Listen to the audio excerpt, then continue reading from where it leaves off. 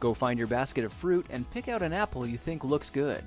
Now, using a sharp cutting knife, carefully cut the apple at a slight diagonal so that it slices right through the center of the apple core. While we're here, let's save 2 of the seeds because we'll be needing them later.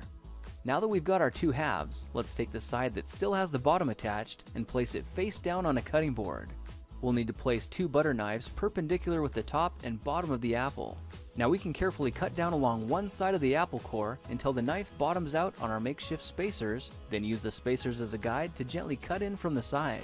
When the 2 cuts meet, you'll have an apple wedge that pops right out. And while we're here, let's cut a piece from the other side the same way.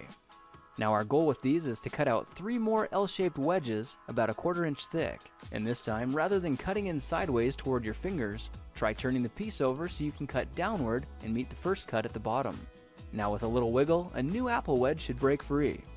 If you repeat the process 2 more times, then stagger the pieces back together, the effect is a beautifully layered wing. Now just cut the other piece the same way and your swan's body should look like this.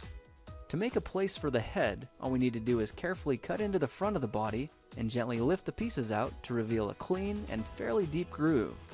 At this point, we can go ahead and grab the other half of the apple and place it between the butter knives like before, but this time we're just going to use them as spacers to cut an even slice off the bottom. You can see that repeating this process 3 or 4 times gives us a nice variety of shapes and sizes. Now look for a piece that resembles a heart that's been slightly flattened on top. All it takes to form the swan head is 3 strategic cuts with a knife. I made 1 angled cut to form the head, a horizontal cut to form the neck, and 1 slanted cut at the bottom for the base. Now you should be able to see how this is coming together, and to clean it up a bit, just use your knife to round off the sharp edges. All that's left now is to place the apple seeds where you think the eyes should go, then use the side of a butter knife to press them firmly into position. When both eyes look good, simply drop the neck into place, and you're done. You've just created a beautiful and decorative apple swan. I spritzed mine with a bit of lemon juice to help prevent it from turning brown, then put it on display to show off for our dinner guests later that night.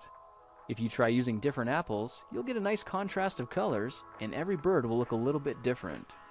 Well, now you know how to take any ordinary apple and turn it into a decorative and edible apple swan.